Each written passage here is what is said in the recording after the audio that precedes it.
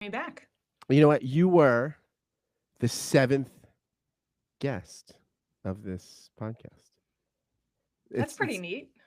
yeah, you were the seventh guest. The last episode. This will be episode 297. Isn't that funny? You were seventh. You were seven and 297. Is this providential? Well, yeah, I mean, seven is a pretty special number in the Hebrew Bible, right? Seven is a big. It's a big number. It's a good number on the roulette wheel. It's a nice number. Mickey Mantle was seven, right? And of course, there's a Seinfeld episode where George. That's the name he dreams of for his kid. He thinks it could be unisex. Seven Costanza, and then his cousin steals it, and he's freaking out and trying to convince her. And he's in the back of the car while she's in labor. Please don't take seven. Call her soda. Call the child soda instead of seven. So seven is a fantastic number. Seven, be it Uh, seven, be it 297. Yeah. So Molly, there's so much I want to talk to you about. You've just written this amazing book, Spellbound: How Charisma Shaped American History, from the Puritans to Donald Trump. You've Since I've last talked to you, you've had a religious change, conversion, and I found out recently that you love the Karate Kid. I love that movie. It's such a I saw it in the theater wow. as a kid. I saw it. I was very young, but I did see it in the theater and have seen it probably a trillion times. I mean, I just it's and you are a fan of the song, the best around, right? I am too. That it's the theme song, of course, that in the tournament scene. I sent you something that is a fan theory that Danny is really the antagonist and the bad guy, and Johnny is a misunderstood, kind of a tortured soul, right? We'd say both sinner and saint. There's a Simos Eustace et Peccator. There's both a dark side and some redemptive moments for Johnny. And of course, this is this. So Daniel, I mean, is this a radically different way to look at the Karate Kid narrative? That Daniel is really an agitator and can't let conflict go, and really is the one that continues to sort of foster and fester a conflict that could be avoidable. Well, I found the theory to be unpersuasive. However, the reason it has any purchase at all, and maybe where it is kind of stimulating, is it draws our attention to the complexity of Daniel LaRusso and Johnny as characters. That neither one is a pure expression of the major element that comes to the fore. And of course, in the film, the real villain is Johnny's coach, right? Who tells him to sweep the leg. So I appreciated being reminded of the complexity of the two main antagonists, even if I wasn't persuaded. Well, yeah, I mean, it's interesting, right? Something as silly. Well, I don't know that it's a formative movie for my life, right?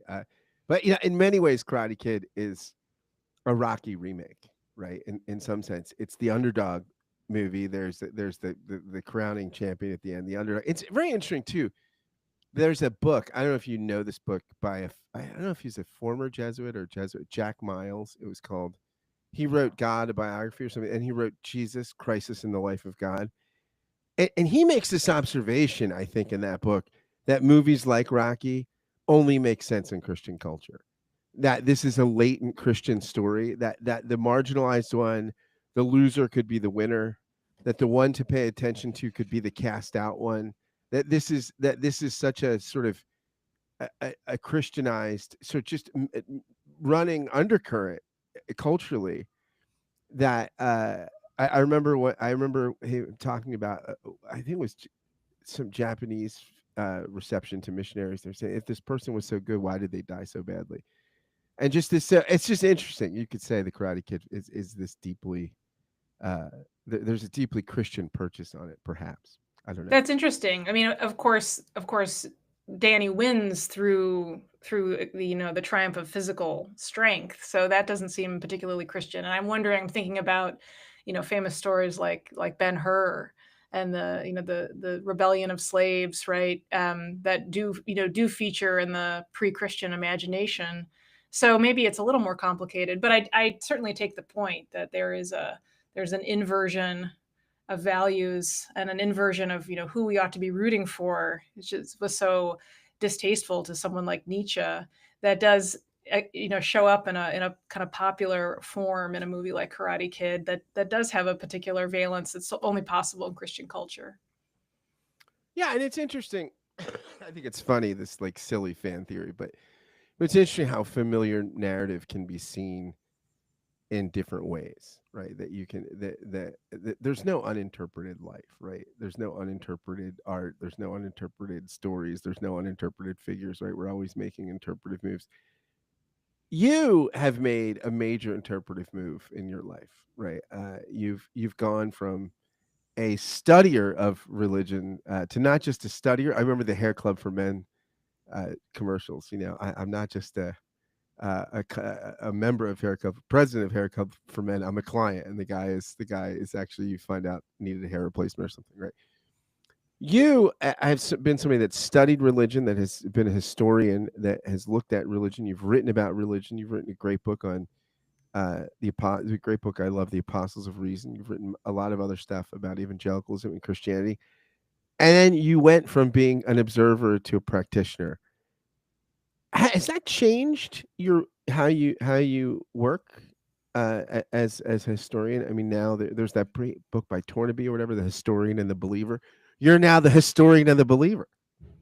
Yeah, I guess I'm a scientist who accidentally fell into my own experiment. I suppose it can't help but shift things. I mean, I have, though, reflected on this a lot, and in many ways, I think I simply own, in a more philosophically coherent manner, the presuppositions and guiding instincts that have always been present in my teaching and my research interests. But uh, when I was a secular agnostic, they had a very flimsy and incoherent foundation, really.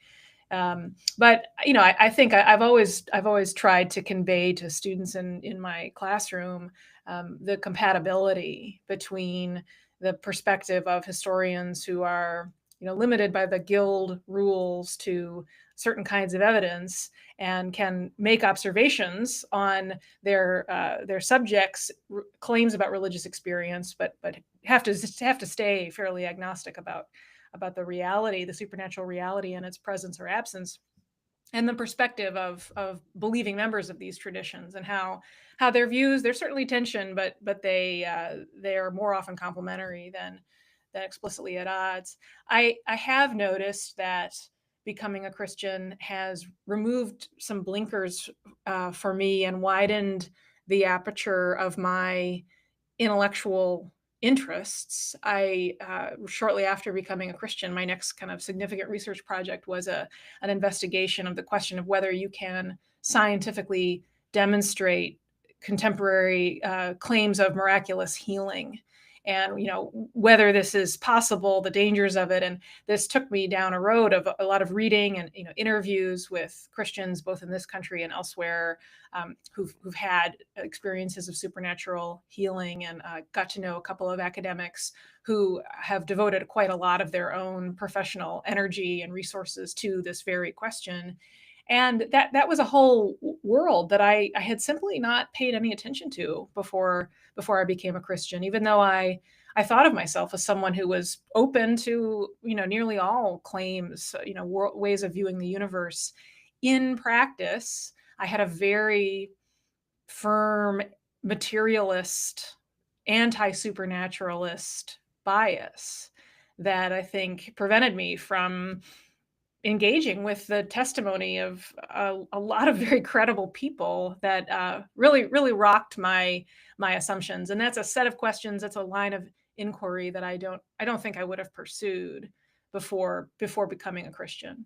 I love that phrase, wider aperture, because I'm a Christian, and this podcast isn't explicitly religious. I mean, I would guess if you looked at the vast majority of the guests are not religious, or not writing on religious themes. You know, novelists, pundits, all kind of memoir, all kind of people come on here. But I'm not. I am who I am, and it's probably. But that widening of the aperture is great because I've said this at least a couple times this year, explaining to people what Christianity did and continues to do for me, and it's just for me, it's been the most comprehensive way of seeing the world. Right, it accounts for more than it leaves out. Right, it makes sense. But you know what? But I've also said, and there's, look, I say all systems, all worldviews, all beliefs, and things like this are. I remember when I was a kid, and you get your learning division, right? And then your chapters, your books, whatever. And then you get to that chapter with remainders. And you're like, oh my gosh, it's not just 8 into 64, it's 9 into 346 or something. And there's remainders. I always think that was I always thought that's a good analogy for what happens with any comprehensive way of being and seeing the world, right? There's going to be remainders. There's going to be there's going to be things that just don't work well in the system, or that remain in brackets, or just we don't know how to deal with this. I'm wondering, as somebody that's been a Christian for a couple of years, what are the remainders in the division problem? Are there things that are sitting that are just like, gosh, wow, it would be great if I could come up with a way to fit this in more organically or into the story, if this was more integrated. Hmm. Well, listen, I am certainly a Christian, but that doesn't mean I don't still have to talk myself into the whole thing every morning. I mean, it's it's bananas, and it's totally, it's a lane that is still, such a distance from the lane in which I operated for, my whole childhood and adult life up until 3 years ago, that I still very much have to make that conscious move. And my conversion process, which your listeners can Google up or go to my website and find a few of the interviews I've done where I talk about it at length. It was an incredibly nerdy, cerebral process where I engaged a lot with traditional apologetics and focused on the historical evidence for and against the resurrection, and also exploring cosmology, arguments for theism. I had to get myself there too. So I have a still a kind of unhealthy addiction to apologetics, and that I have to manage, because I have a keen desire for pursuing all the questions to some solution, and it's very difficult for me to accept that becoming a Christian involves it absolutely involves application of your reason, right? This idea that faith and reason are opposed is totally ridiculous. Um, but it is about the recognition of the limits of reason, and that at a certain point you have to kind of take a step beyond that. And I very much struggle with that. A particular point of anxiety, I suppose, that I kind of think about on a regular basis, is that to open one's mind up to the action of the supernatural, to accept that this is not a closed universe, and that there are real limits to the data we can have about the universe based on Western science. It opens a big can of worms. It's not just the Christian can of worms that it opens. So I'm really interested in accounts from UFO experiencers, for example. I think if you're going to take people's claims about miraculous healing after they pray to Saint Joseph or whatever seriously, you have to take all seriously Yeah. all the crazy stuff that people say. And that's something I'm working out, and I appreciate that. Some very smart, thoughtful Christians like Ross Douthat and Rod Dreher have recently written books where they are openly wrestling with these same questions, and acknowledging the huge range of weird stuff that people say happens, that I think it's a mistake to tune out. So what's the right balance between being an intellectually honest, consistent, open-minded person, who's not shutting out all data that interferes with your presuppositions, while still being convicted of where you stand? That it's a hard thing to do both of those.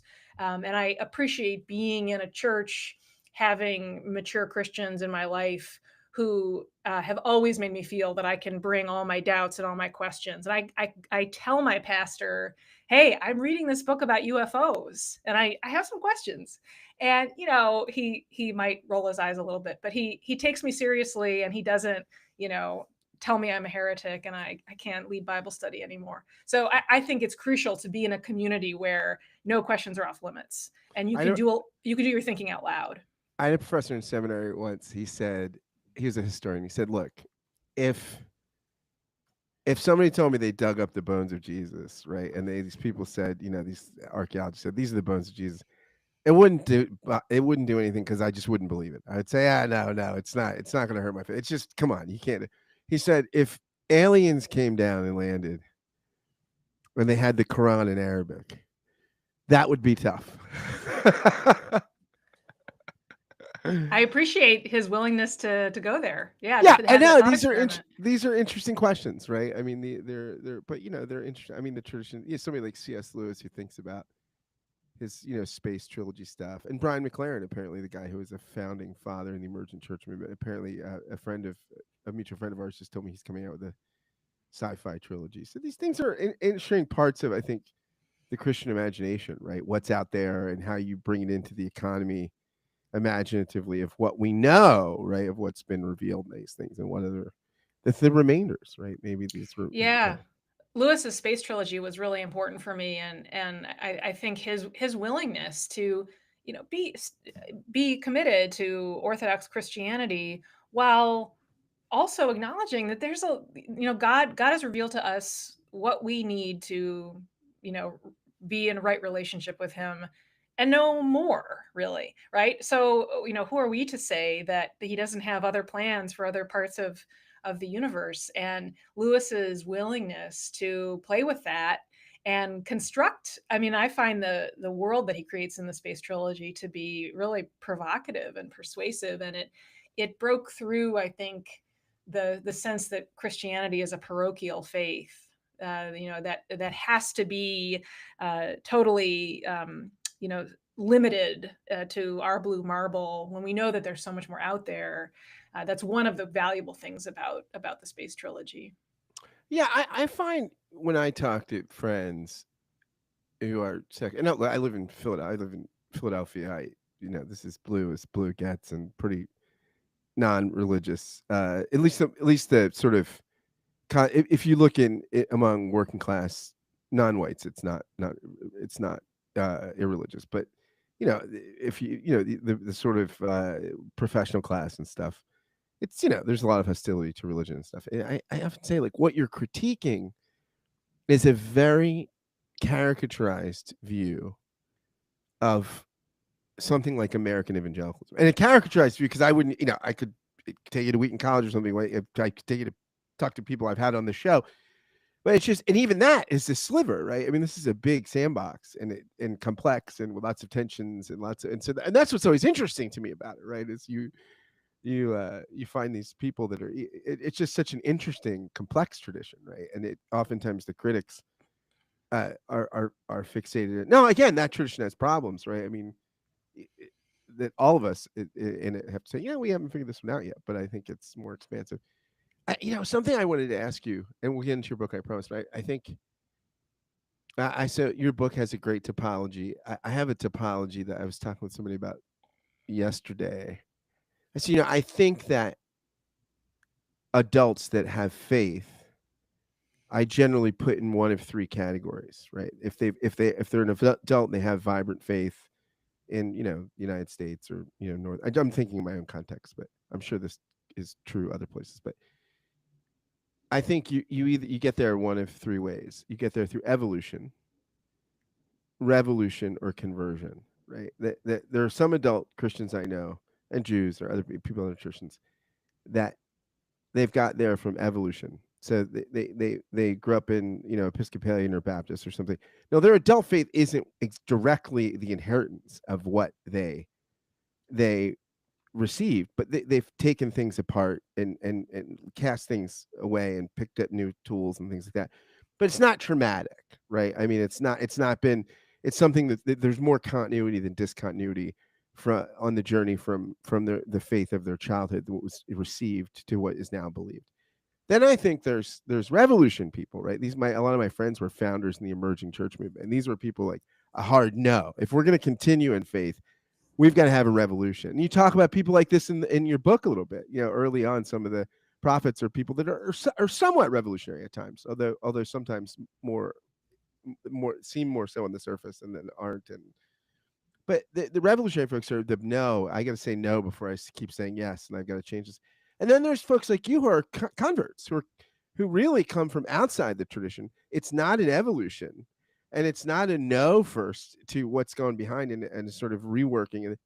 It's really coming from outside and being adopted or adopting. Stanley Hauerwas says we think about great traditions as you feel like you didn't choose them, but they chose you. How do you get along with? How do you find yourself interacting with people that are, because you're a convert, with other people in my topology, with the evolvers and the and the revolutionaries? Like, how do those relationships work? Like, how do you? I mean, are they? Do you interact with folks in those camps, and what's it like? Oh yeah, of course. Yeah, it's a really interesting question. I think it highlights my experiences have highlighted for me the way in which all three of those lanes come with certain gifts and certain burdens. I've had many conversations with people who have spent their whole lives inside generally kind of conservative evangelical circles, and in some they're somewhere on the kind of journey of deconstruction and rebuilding or leaving.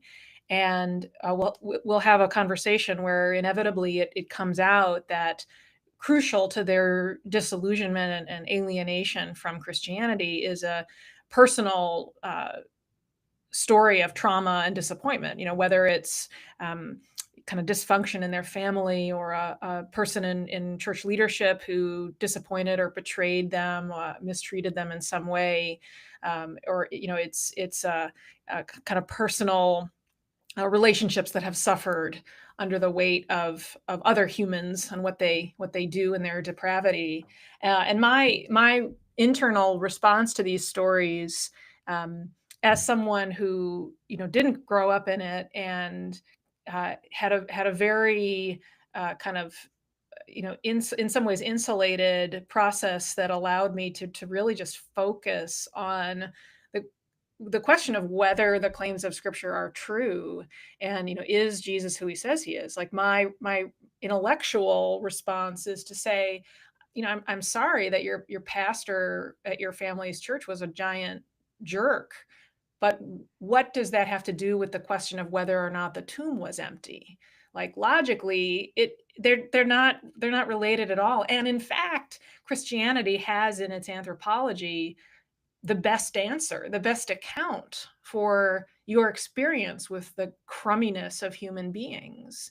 However, I understand that this is not how humans work, right? We're not brains on sticks. We're not logical calculating robots, and so we would be paralyzed. We wouldn't be able to move through the world if we didn't continually take shortcuts in the conclusions we draw about what is true, based on trusting certain authorities in our lives, kind of outsourcing the hard work of proving from first principles, your picture of reality, based on what your parents believe, what the church you grew up in believe, your favorite professor, this kind of thing. This is the only way to function in a complicated society. And the problem then is that when that very human authority figure lets you down, turns out to be a hypocrite, you don't have anything underneath that to support your faith and the claims that you adopted in the first place, because you trusted that source of human authority, and so naturally they crumble. This is not to say that my own process is a completely, like I just constructed a computer program and ran scripture through it or something. Of course, emotion and desire and other non-rational factors factored into my own process too. But what I conclude there is that on the one hand, it's been a gift to be able to come to the church with all its messiness and complexity and skeletons in the closet, but as a kind of a fairly fully formed, mature thinker, um, able to view those problems in a clear-eyed way, but in a way that doesn't so quickly taint my ability to develop, evaluations of scripture and think through, Jesus's claims about himself. On the other hand, it does mean that, there are many parts of ordinary Christian life that I'm just way behind on. I mean, I think of it as like a kind of spiritual autism. I'm very I'm sort of a savant on like some of the nerdy pieces of it. I know an awful lot of church history. I'm a pretty sophisticated grasp of theology, but the whole experiential side, which one is constantly confronted by if you hang out with evangelicals. They're always going on about their relationship with Jesus and God really showed up, right? Like all of these ways that evangelicals talk. And I mean, I'm not shy about interrogating them. What do you mean when you say that God showed up or that was a God thing? Like what does this mean, right? So I heard somebody Um, say a God print. That was a total God print. Like, okay. so that would be Yeah. like I guess like a footprint of the divine, like a God print. Okay. Yes, yes. But I think I think not having grown up with prayer, with worship, other than my kind of amateur anthropological forays into attending worship in college and beyond. These are things that come very naturally to so many of my Christian friends. Also, when I kind of grill mature Christians, which I do fairly often, on their warrant for faith. Like why do you have confidence that any of this is true? Almost always, they tell a story that amounts to I see all of these points in my life when God intervened, when there's just clear evidence of his providential care for me. And what I see there is that having faith as a Christian, it involves developing habits of mind, like being occupying any kind of social location or identity. You have to be socialized into the habits of mind of your group, and Christians learn how to narrate their own past through this lens of God's providence. And also, I see in this that uh, being a Christian of confident conviction requires just kind of clocking a lot of hours. As a Christian, you have to be patient, because it's only through the passage of time and your own passage through travails and learning to rely on God that then you get to the other side and you can look back and see God's hand in it. And you don't get that overnight. You're not handed that as a convert. I mean, maybe if I had like a mystical vision of Jesus at the foot of my bed, I would hang on to that, but I had nothing of the sort. So that's it's been hard for me to accept that much of what I pray for as a new Christian, that kind of confidence I would love to have, it's just requires patience. It doesn't. It's not going to happen on my time frame. Yeah. So two things that as you're talking, two things. First, I think I'm wondering. Well, first, when you talk about these people that talk about God showing up, and I have so many people in Philadelphia where I meet. If I go to a party or something, say they're spiritual, not religious, and I wind up saying I think I'm the opposite. I think I'm religious, but not particularly spiritual. I don't have these like transcendent mystical experiences, but I mean, this story is really important to me, and these traditions, and I live in them, and they're meaningful. But I don't know that I'm all that. My own experience with Christianity is pretty earthy. It's pretty here. It's pretty on the ground. But I'm also wondering, does your because what you're saying is part of the training in Christianity, right? Great Kierkegaardian phrase is learning to re-narrate yourself, learning to tell a story.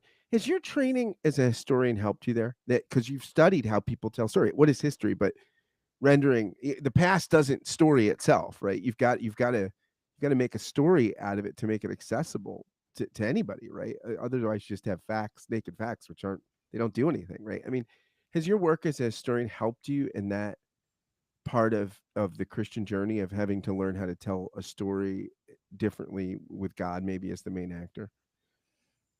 That's really interesting. Certainly, my training as a historian helped me to navigate my investigation of the controversies over historical evidence as it pertains to the claims of Christians about the career and resurrection of Jesus. But that's a separate question from um, learning to re-narrate my own story. I think I still really struggle with that.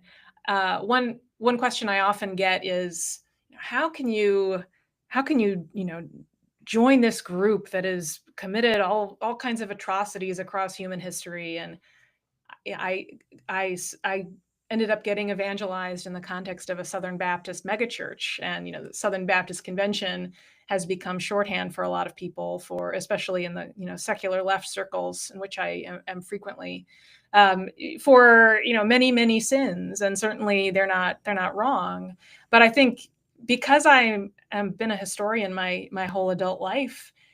I mean, the more you study human history, the more you are confronted with just an endless record of depravity, regardless of people's ideological or religious affiliations. I mean, we're all terrible.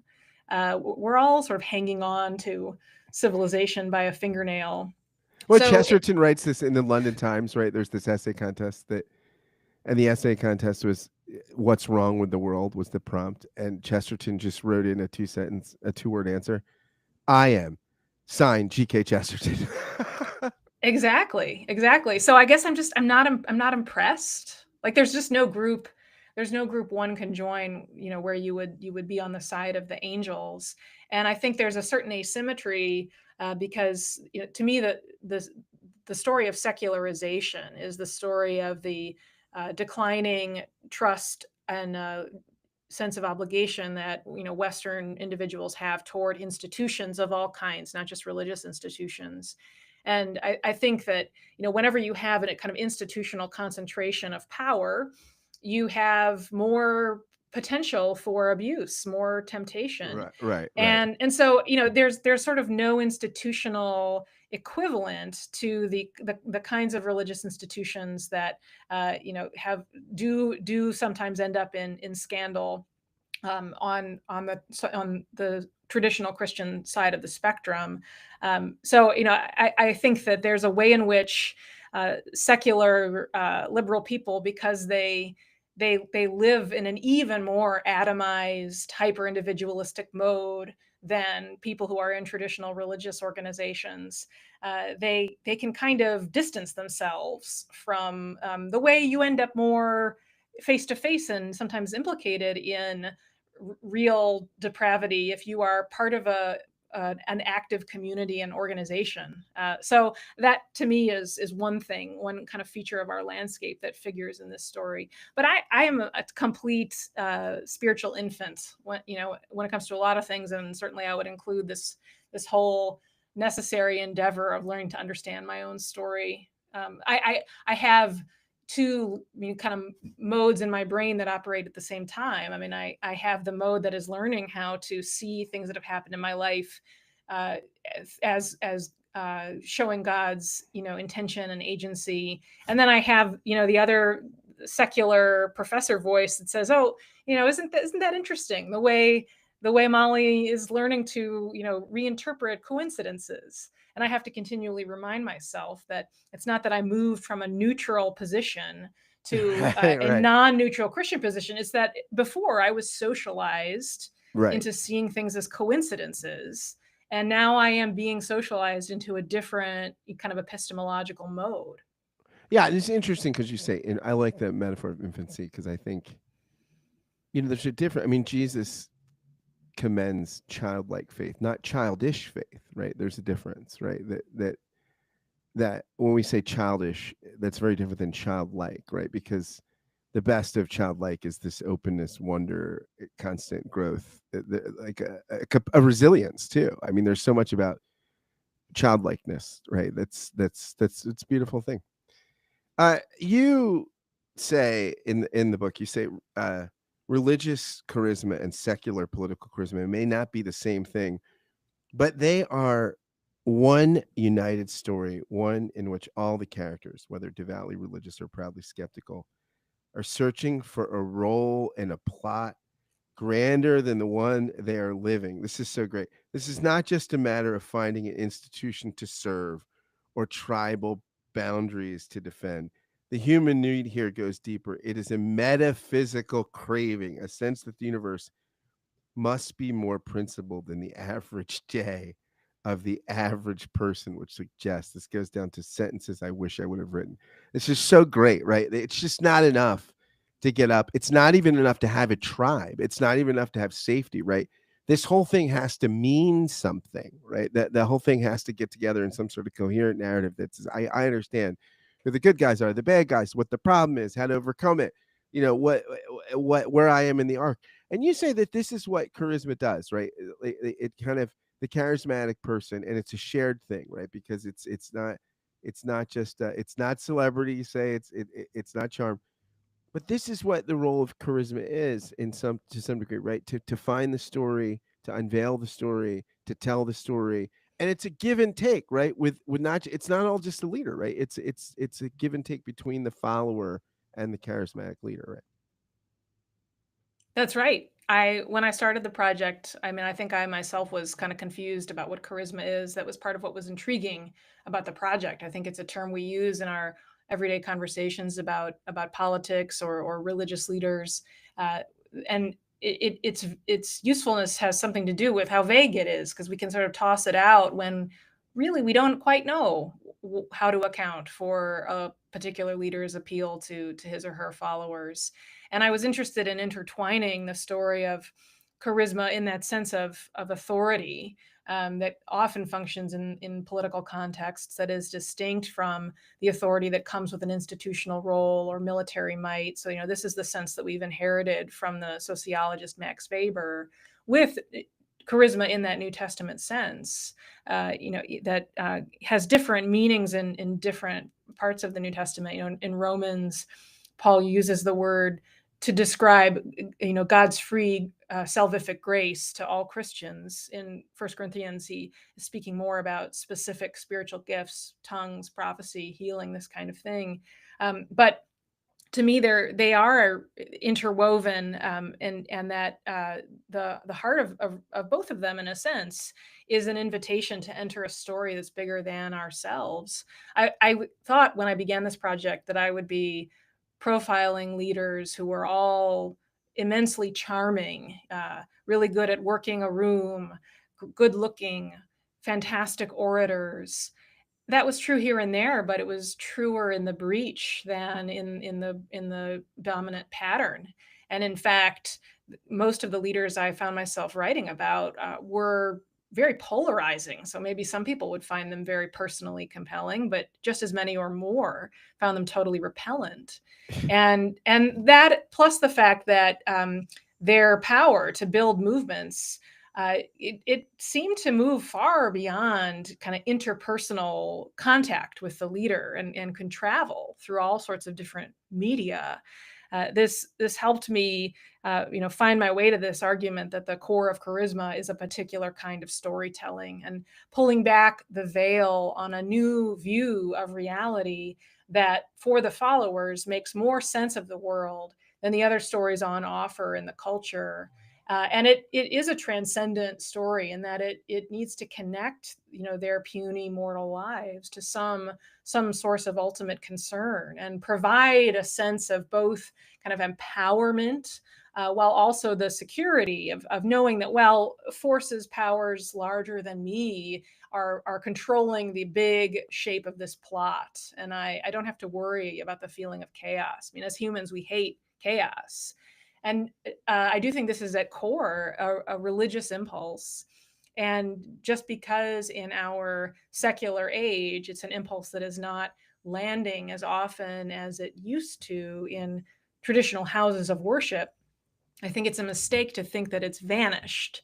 So, part of what motivates the project is the hypothesis that perhaps one place this religious impulse is landing is in the relationship between certain leaders and their followers. Yeah, I mean, the narrative. I think about. I mean, the end of the book, you talk about Donald Trump, and I think about Kamala Harris and it seemed like, I mean, Trump had a story, right? Okay, we're gonna make it great again. The Epstein files, the immigrants. Okay, so fed prices, eggs will be free. Okay, we love that. And I felt like it was the, it was so, and I felt like, and look, I mean, I voted for Kamala Harris, but I mean, I felt like the Kamala Harris story was, look, you're just gonna do better. He's too scary. The economy will be better. We'll have trans bathrooms.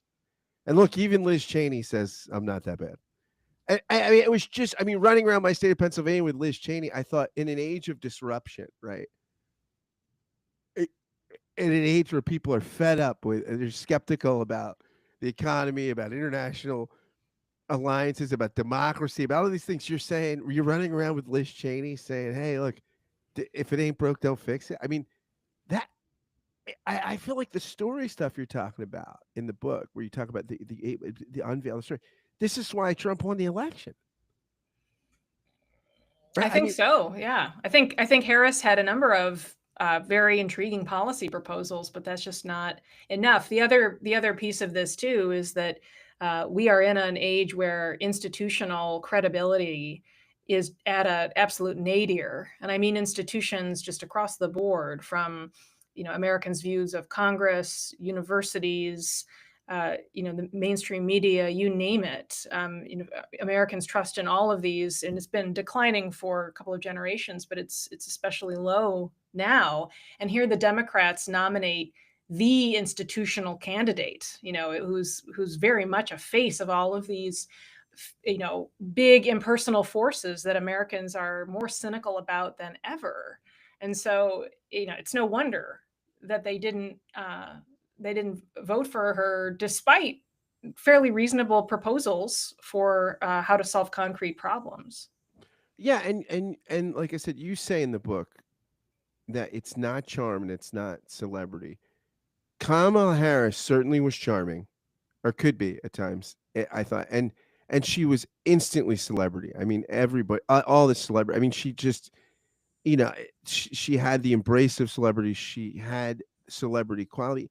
That's not charismatic, right? I mean, Bill Clinton, I think people in your score of charisma, I think people mislabel Clinton as more charismatic than really he's exceedingly charming, right? And everybody says, even if you hate Bill Clinton, if you're in the room with him, you feel important, you feel connected, but that's not charisma, right? So you could be, you talk about holy fools, you talk about these people like Whitfield, are cross-eyed and kind of strange and dramatic, and you talk about a host of figures, particularly in the prophet section, right? One of your first type there.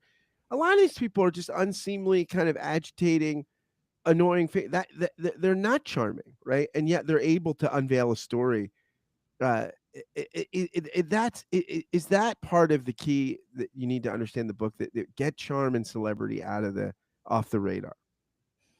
Or at least don't make them the center of it. I mean, certainly in the case of someone like Bill Clinton, I think you're very likely not going to be in that room or at the rally unless something has happened upstream that has compelled you to buy into the story he's telling.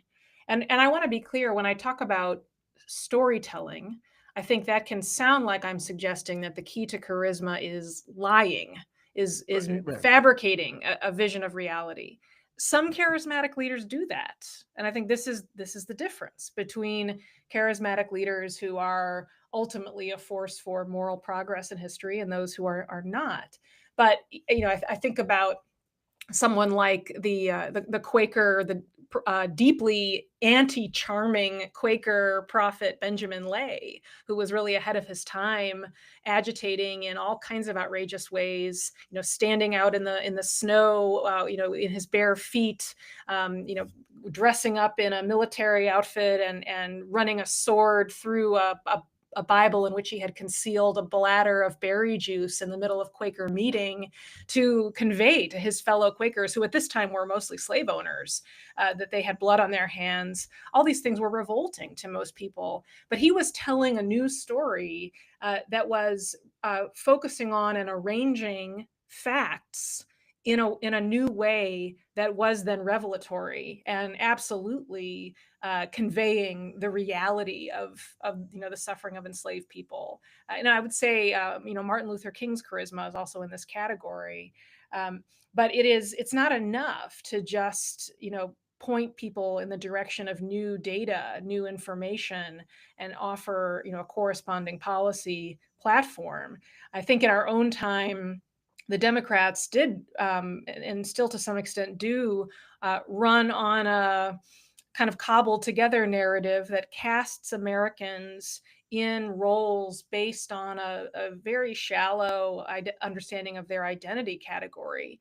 And part of what we saw in the 2024 election and the swing of so many of those categories of non-white voters, more toward Donald Trump, is, I think, a resounding rejection of that way of casting Americans, that In the attempted terms of storytelling. your book, right? They're trying to work the expert charisma card, play the expert charisma card when it's the guru charisma card, right? I mean, people expertise ain't what it used to be, right? Yes, and I mean, really, stepping back from the narrative I learned through working on this book, I think American faith in and respect for experts is really the exception in our history. It's not the rule. And there was this period directly after World War II that lasted for roughly 2 decades, in which American respect for the story told by technocrats, the brain trust of John F. Kennedy, the expert class in the mainstream media, was at a kind of apogee, partly as a reaction to the trauma of World War II and the sense that Adolf Hitler represents what charismatic leadership can do. And demagoguery has no place. It's incompatible with modern Western democracy. And so this is a time when, a lot of social scientists in America and more broadly in the West are rejecting charisma as a category worth applying to their own cultures, and they're instead seeing it in newly independent states in Africa as a kind of a pre-modern manifestation of power that is kind of a carryover from tribal religion, but it's something that every society ought to outgrow. And I think it's a time of blindness to the persistence of those same impulses in their own culture. But it also, it's a period of relative respect for experts with plenty of asterisks, right? Because I mean, this is also the time of McCarthyism and so forth. It's not like all things are all peaches and cream. However, it's a time when, the university class has a kind of cultural authority that really erodes. They, I think partly sabotaged themselves in the course of the 1970s and 80s. And you're right. I think now we are in a place now where, I mean, probably because of the period of success that Obama had, and the way Obama, I mean, I think he had multiple charismatic modes, and this in the book is one mark that I trace that shows up in effective charismatic leaders who end up being able to gain institutional authority and make some kind of imprint. I would say the same is true of George Washington, Franklin Delano Roosevelt, Martin Luther King. They don't purely adhere to the charismatic type that is kind of dominant in their era. Rather, they combine multiple approaches or use that the patterns they see in what kinds of leaders appeal to Americans in their moment as a way of diagnosing the deeper anxieties. And I think Obama had the ability to speak as a prophet, to engage in that kind of African American preacher tradition, and that was often very effective. But he was more frequently in the mode of the expert, the voice of cool reason. And maybe a kind of romantic nostalgia for the time of Obama and what many Americans thought that meant for where we were as a country has encouraged Democrats to hang on to, I suppose, a rosier view of the effectiveness of that mode of interacting and storytelling than it may deserve, given what we're seeing in the broader political landscape. One of the things points you make in the book, I think, is so interesting. You mentioned Washington, and you say like, look, in this revolutionary age, he's almost the antitype, right? Because he's so ordered and so he's a structured sort of guy. He's a figure that seems out of step. But you say no. Sometimes the charismatic leadership, sometimes the charisma is in reaction to it's controlled by what's going on, right? So you might not embody it. You might be its corrective, right? But in some sense, there's a charismatic zeitgeist, right? And you're going to be in relationship to it, right? You're going to be either embodying it, like Washington. You're going to be its foil in the way you need. But somehow, if you're out of step with the zeitgeist, right? And it seems like with what we were just talking about with regard to the Democrats in the last election, just out of step with the zeitgeist, right? Just out of step, right? The cool technocrat that can wax folksy and charismatic and black ecclesial sort of all this. No, it's just not the thing, right? And Trump has the thing. Trump has the thing. He is the zeitgeist in some sense, right? And it just if you're at a step with the zeitgeist, there's one of the things I got from your book. You're not going to be the charismatic driver. That you've got. It's almost like surfing or something, right? You've got to figure your relationship to the wave. That's absolutely right. Although I think it raises an interesting question, which is what should be our definition of success on the part of a leader? And one obvious pattern in most of the charismatic leaders I write about is that often in the short term they don't have success. Their movements fizzle out. They end up banished or deported, assassinated, what have you. And so there's a short term way of evaluating them that would be pretty punishing, I think, in the kind of scorecard of achievement of power. And certainly charisma, because it's a mode of authority that is distinct from authority you get through an institutional position, or that is bestowed upon you by tradition, or comes because you have a monopoly on force. In many ways it's the last resort of the weak.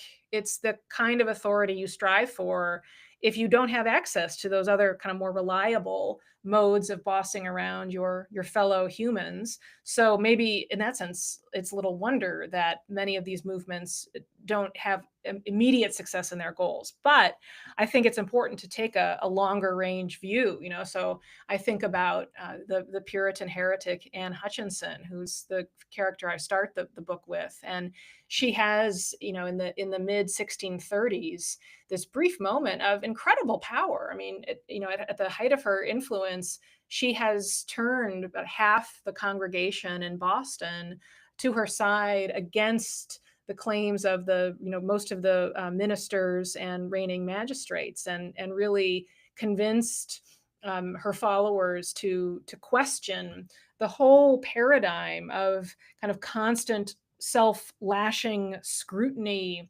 that is such a feature of Puritan practice and sociology. To going to your diary every night and scrupulously scanning the events of the day to look for evidence that you are among the God's elect. And while you believe in predestination, you are supposed to constantly prepare yourself for the gift of His grace, and look for evidence that you are living a sanctified life as a member of the elect would. And Anne Hutchinson comes along and says, actually, through rigorous engagement with Scripture and attunement to the Holy Spirit, you will receive that divine assurance directly.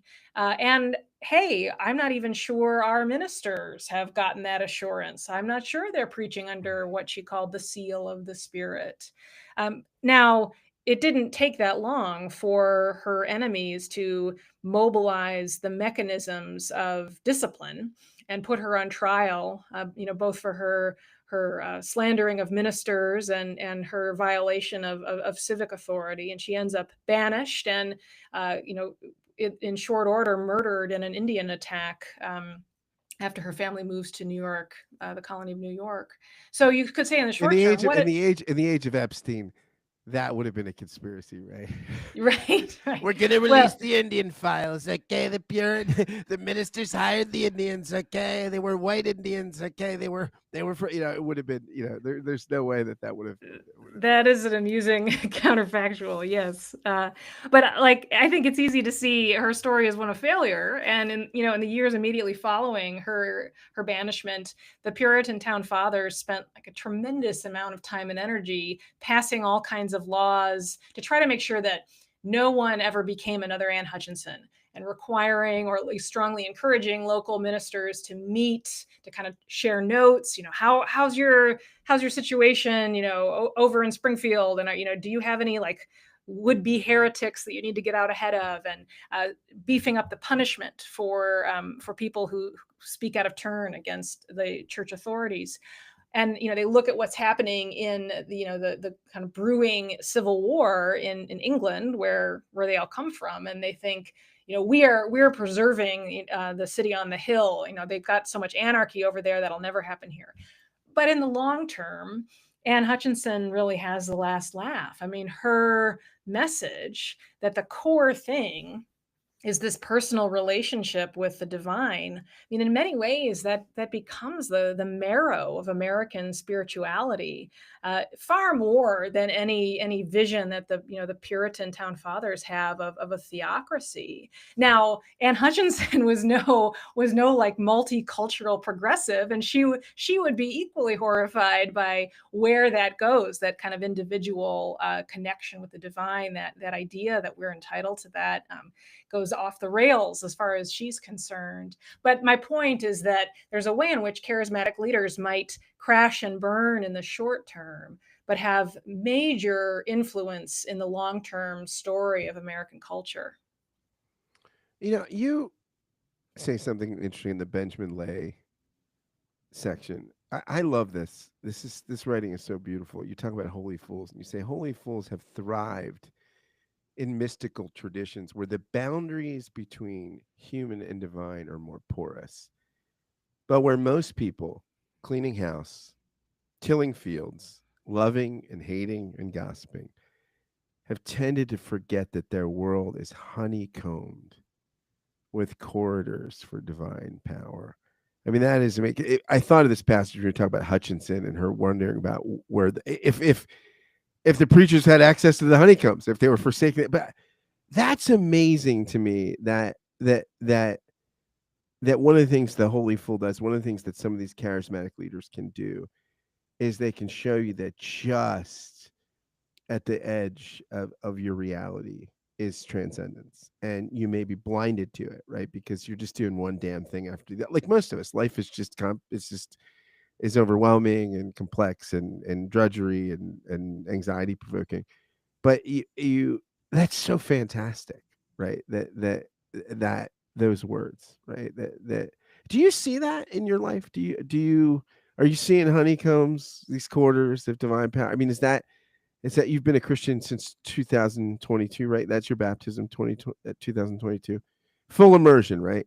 That's right. Full Properly. immersion. That's so fantastic. What's the temperature of the water, by the way? Oh, it's a seeker sensitive megachurch, so they make sure it's like bottled Ah, water. yeah. All right. That's it just strikes me as it should be cold, ice cold or something. I But yeah, agree. I was kind of glad it wasn't cold, but I thought it ought to be. just something shocking. No, but that's it. Are you? Do you have that experience where like, oh my gosh, these interruptions of the divine in your life? This is another way in which I am really trying to retrain my mind.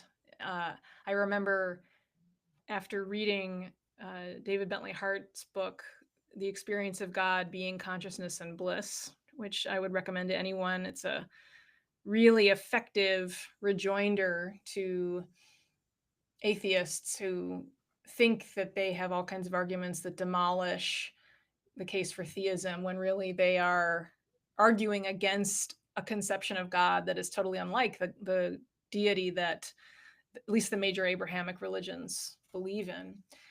But he's Eastern Orthodox, and so it's it's in some ways very cerebral systematic theology, but it's shot through with this call to a posture of awe and openness, kind of more a Christian version of Emerson's metaphor, of the transcendent, of the transparent eyeball, right? Ralph Waldo Emerson, the father of transcendentalism, wanted us to move through the world in a state of just 360-degree openness to the presence of the divine. And he deviated in major ways from his own Christian background. But I think there's a Christian version of that that calls us to look up at the glittering of the sun through the leaves when we're walking home from the bus stop, and marvel at those everyday sights as shot through with God's presence. But it's a spiritual discipline. Um, Certainly, I pray for a little more shock and awe on God's part on a regular Do basis. you And when say that to I God? Do you say a little more shock and awe, please? Or just shock or awe? I'll take one or two. I mean, that's not in the Anglican prayer book. There's no shock and awe prayer. There's well, no yeah, right. Desert This Storm is prayer. What does that prayer look like specifically? I mean, I'm a Baptist, right? We freestyle it. We do whatever we want. I suppose I haven't used quite that phrase. Maybe that's the key. But I remember, while I was sort of on this path to reasoning my way to Christianity, it seemed to me surely I couldn't get all the way there just by means of reading enough footnotes. Like at a certain point, surely there had to be an affective shift. I had to feel something. And I will say I was reading the Gospels in a new way, and they were and still do coming alive for me in a way that was absolutely different from how I'd encountered scripture before. But yeah, I was greedy. I wanted at least like a serious dose of warm and fuzzy if I couldn't have a full on mystical vision or something. And I took this to my now pastor, and he said, "Listen, I'm a pastor, and I've never had anything like that. I mean, this is where it's kind of nice to be hanging out with Reformed Baptists, because they modulate your expectations, unlike maybe the Pentecostals would." But he said you have to accept. I'm surprised. I'm surprised no one's ever written a folk song titled that. Modulate your spiritual expectations. Like that's a I great worship song. All right. Let's key up the karaoke machine, the smoke. Let's get the. We're gonna sing. Raise your hands high. Close your eyes. We're gonna sing. Oh God, help me modulate my spiritual expectations. and I admit I have many gifts, but maybe catchy, to the point, CCM lyrics are not among them. But he also cautioned me against making an idol of the experience, and to Yeah. remember that the point is to seek God, not to seek some kind of experience that you think is God. It also has helped me a great deal to rediscover the Puritans. I've always loved the Puritans, teach them, write about them, but after becoming a Christian, I really read them in a different way, and as spiritual directors for me. And these are not hand waving holy rollers, right? By any means. Not that they didn't have their forays into mysticism. I mean, Puritanism is it's a variety of pietism, right? So I don't want to be guilty of that caricature that we encounter too frequently of Puritans as totally staid and somber individuals who never felt the movement of the Spirit, because that's not true. However, they did write at great length about the feeling of God's absence. And I'm thinking especially of the English Puritan John Owen, and his writing on the desire for God's presence, and how that desire itself, that's not you, the human, ginning up some feeling, some hunger from your mortal self. That desire would not be there if God had not put that there in you. And so the desire is itself a relationship with God. it gave me a way of recasting the feeling of God's absence as a kind of presence, even if it's not the kind I imagined.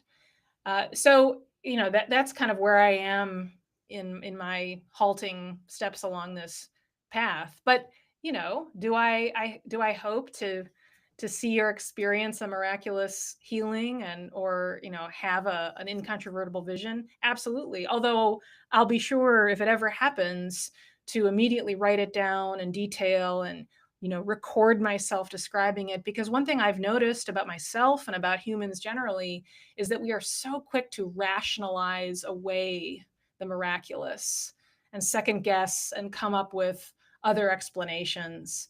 And so I have in my head like this fantasy about, well, surely there's some kind of miraculous thing that could happen that would totally shut down all my doubts. But Yeah. I know that's actually not true. I would No, manage to talk myself out of it somehow. it didn't happen in the Gospels, right? I mean, people saw a lot of interesting Absolutely. things. People saw a lot of interesting things, and did not have faith that was unshakable. It's interesting. I was listening to this song recently. Uh, it's a William Cowper song, but it was redone by a guy Derek Webb. But Cowper was, I guess, he was like what 18th, 17th century, 18th century hymn writer. And it's called "Sometimes a Light Surprises." And the opening thing is, it's sometimes a light surprises the Christian while he sings. It is the Lord who rises with healing in his wings. When comforts are declining, he grants the soul again a season of clear shining to cheer it after the rain. And so I was talking with a friend of mine. One of my close friends is an Orthodox rabbi, and I was talking with him about this song. I was like, it's so interesting because you're davening or whatever, and you're whatever, and you're and the experience. What Cowper is assuming is it doesn't happen all the time. That you'll have these long seasons of singing, or my Orthodox friend, I'm like, you're davening all the time at the shul or whatever. And the assumption here that I think is a biblical one is you're just going to do this stuff, and it's not, and the norm will be this is not happening. So somehow this is a grace that once in a while you get that sustains you in the rhythms of going about the practices which are promised to be life giving. For some reason, that was very, I don't know, that struck me as helpful. Um, these It's old right in line with the Psalms, right? I mean, the right. Psalms are shot through with cries out to God and in the feeling of his absence. Never underestimate the value of the Calvinist hymn writer in your life. You know what I mean? Like, let's three cheers for the Calvinist white guy hymn writers. Uh, Amen. Yeah, there's so you say something about I found this is another gem I found in the book. You're talking about Jemima Wilkinson, who I had no idea about, and this is great section of the book. I think she was in the revolutionary section, and she was going by the name Public Universal Friend, and was this interesting part of a cadre. I mean, not unheard of, not a majority, but not unheard of. These female prophetic preachers, and you talk about. Uh, this apocalyptic kind of dimensions to some of her and people like her, and you say that there's this Marxist tendency just to dismiss this. It's just sort of like, I mean, look, I don't think when Marx says the opium of the people, it's all negative, but this idea though that like that if you weren't on the wrong end of the class conflict, you wouldn't need this consolation, and it's just sort of. But you say this is great. You say dismissing this, you say, but the wide range of professions and social backgrounds reflected in most of these movements, including followers of the Public Universal Friend, challenges this analysis. People feel alienated from the status quo and terrorized by the universe for all kinds of reasons. That's a great point. Terrorized, right? Even if you're white, middle class, affluent, you're teaching at UNC or whatever, you're moving money, you're a stock, whatever you're doing, right? You can be on the privileged side of life. You can have most of life has gone your way relative to the world population as far as economics and social things and other things, and yet the universe can feel like a terror. And you get somebody with some charisma, right, that can pull back the veil and give you a story and that's incredibly therapeutic. And when people, it's sort of like when people just trivialize religion. Oh, what do you need? Some mythological story to get along with the world? Yes, right. Yes, we all need these stories, right? Because the universe can be awful. Right, and our needs go far beyond, basic material comforts. And there's been a lot of interesting sociological research on the significant levels of misery, right, that exist in the higher echelons of our socioeconomic pyramid. And I think there is this cliche way of dismissing, especially the more what the mainstream kind of secular establishment would view as odd, bizarre, highly supernatural, sectarian religious movements, as only appealing to the dispossessed, to people who are miserable. But that's just not borne out by any of the data that we have, and in our own time. I mean, this is something that the political scientist Ryan Burge has done a lot of interesting work on. Yeah. There's an even more pronounced correlation between educational attainment, higher levels of education, and religiosity. So the more educated you are, the more likely you are to go to church, which is, I think, a very startling revelation for many secular people. Certainly, the public universal friend, call that, drawing that name from the Quaker tradition of referring to evangelists as public friends, in that way that the Quakers use the term friend. She almost dies as a young woman, and comes to having had this spiritual experience in which, indeed, the human known as Jemima Wilkinson did die, and now her body has been inhabited by this kind of androgynous divine presence. It's a little bit unclear, what this meant, but the presence of the Holy Spirit in some important kind of messianic way. And she dresses in a very androgynous fashion, and prefers to be seen as having transcended gender. And is calling followers out of this world to help build a kind of new Jerusalem. And her followers, I mean, certainly they include people who have had a rough go of it. This is in the thick of the Revolutionary War, and have lost family and have been uprooted. Certainly makes sense. But then you also have a member of the Rhode Island Supreme Court who's keen to offer her accommodation in his house, and really become an important part of her movement. So you have people who seem like they have everything to lose by abandoning the establishment, but they weren't getting that compelling story that made sense of their world and gave them a sense of meaning, and they find it in the public universal friend.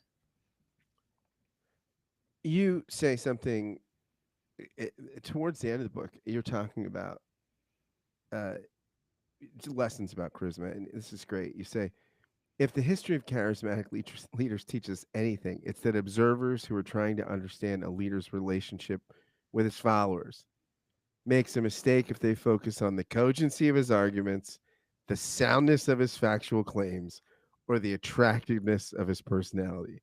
In the contemporary world, access to mass media may be necessary to build a movement, but it is far from sufficient. And I circled this and highlighted and wrote it. I was like, why the Democrats lost and lose? I put in the margins because this is what he said was. I mean, look at what and this is his facts, and this argument is so dumb. And I mean, and Epstein and I find myself falling into this, right? I'm like that. I was like, he was just Rudolph Boltmann. He just demythologized. He told them the Epstein. It's like the great demythologizer Boltmann. The resurrection. That's just the husk. The real thing is existential, and he just demythologizes. The Epstein. That's not true. The real kernel is MAGA. It's not. It's the, but this is the problem with people. I think that are intellectuals or self-styled intellectuals and critics and things like this. They miss this, right? They miss exactly what you're saying. That there's, the Holy. You begin the book with this sense of the Holy Spirit drops and things happen, and there's an electricity that if you're not in it, you're not understanding it, right? I mean, and there's a field around somebody like Donald Trump, and if you're not in it, you don't get it. And I feel like that's one of the great takeaways of your book, right? That you're not, this is not how you get what's going on, right? By fact checking it on PBS, or getting Anderson Cooper to do a quick screen grab of all the falsehoods, right? Absolutely. But I suppose when you're in the movement, you're not necessarily getting it either. If by getting it we are imagining some, hyper rational view from nowhere that understands why a particular figure is gaining authority for a large swath of the country. So part of my hope for the book is that by beginning to see these patterns in history in such disparate contexts, in a way that really drives home the kind of universality of certain human cravings, we can begin to be a little more self aware and interrogate our own relationships to authority figures and discern the difference between a healthy relationship and one that is maybe untethering us from the checks and balances that we all need to get at least a little bit closer to that asymptote of objective reality, that maybe we can't perfectly reach, but we cannot give up trying, or we've lost everything. So I think that, both, from all perspectives, from within a movement and outside a movement, there's a real help in beginning to see oneself in light of these broader patterns. You say that in the end, you're talking about these paradoxes of charisma, and one of them is, you say, this is great. Humans want control and security at the same time. That they want to feel like independent. They want to feel like they have agency over their story, and yet they want to feel safe, which often involves giving up, trusting authority, right? Trusting, like, somehow feeling led, right? And that there's just no getting away from this, right? It doesn't matter how much Enlightenment philosophy you've read, how feminist autonomous you feel, how much that, what sort of, you can pick all the pronouns you want, whatever, right? This twin dynamic of wanting control and needing to cede control, it just comes with human DNA, right? I do, yeah, I do think so. That we want some sense of being more than a leaf carried along on the winds of time, but actual responsibility for fundamental things in our lives is a scary prospect. So we're constantly shrinking back from that, and we need a story and a leader, set of institutions and communities that help us manage, that very delicate equilibrium. You also say that this there's this persistent desire to have a meaningful story, which can allow you to ignore persistent facts, right? And I think this is something that admirably you've narrated in this conversation, and other places I've heard you talk about this, that, like, you didn't go from no story to the Christian story. Whereas I feel like people that are secularists, right, or they consider themselves just non-religious, don't think they live in a story, right? They don't think that the Constitution's a story, the Declaration of Independence is a story, Enlightenment autonomy is a story, gender egalitarianism is a story. These are all stories, right? That look, I mean, you want to talk about egalitarianism? What story seems more in the face of persistent facts? And nobody seems equal, right?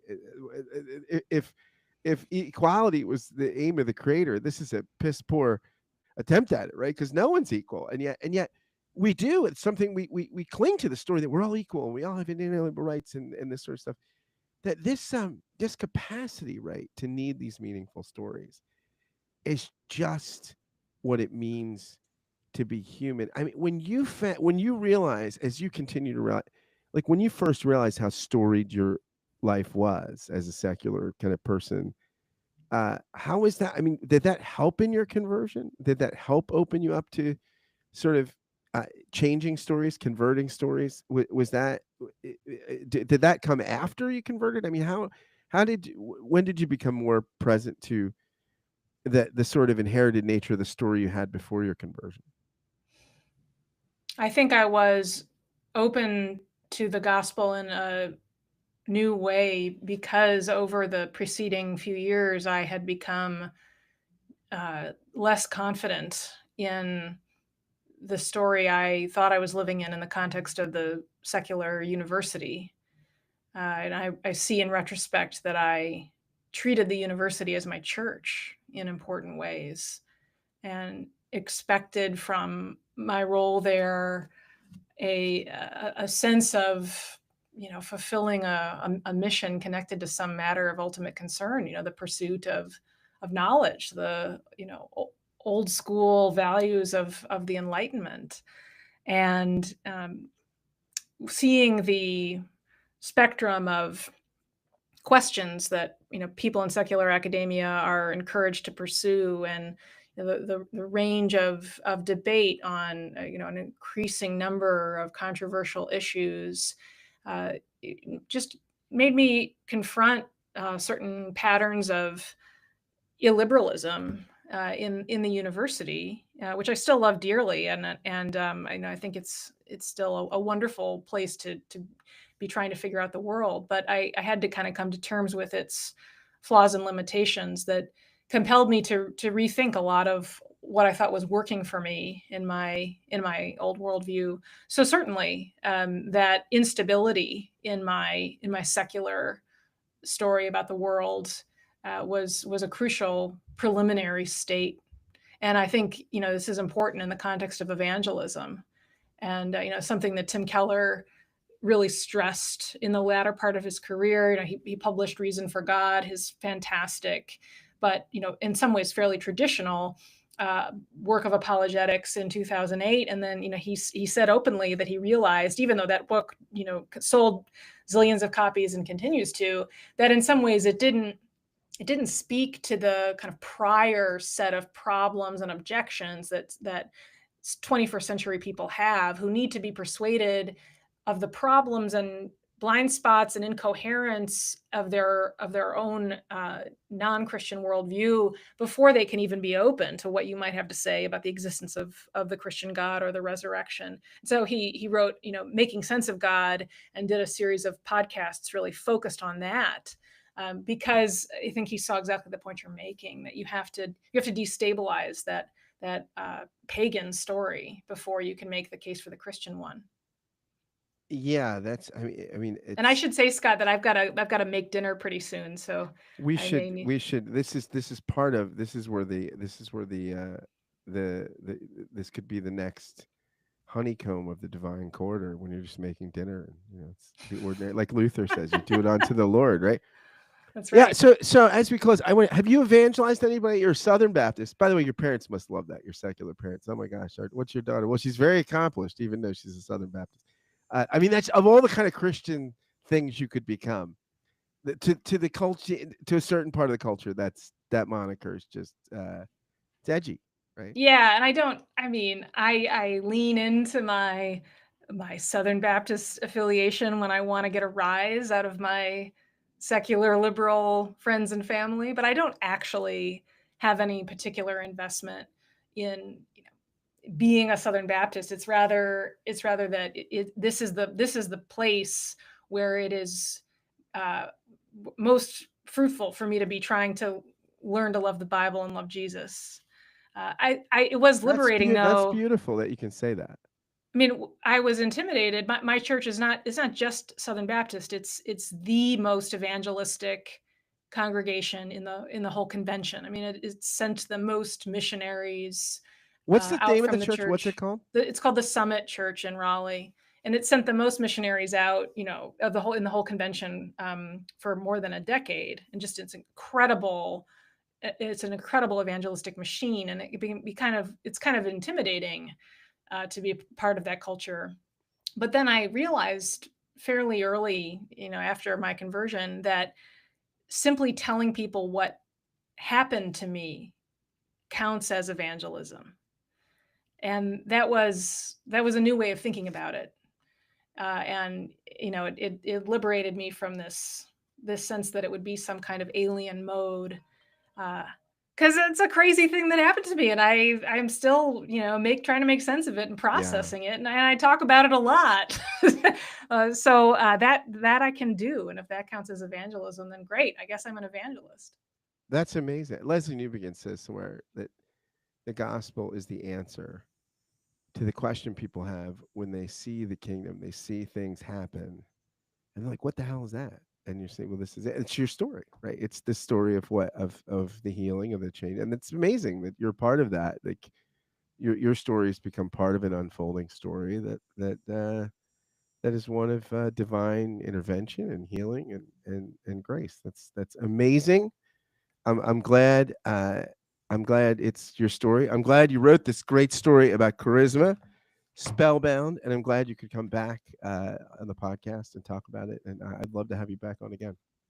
Thanks so much. This has been fun.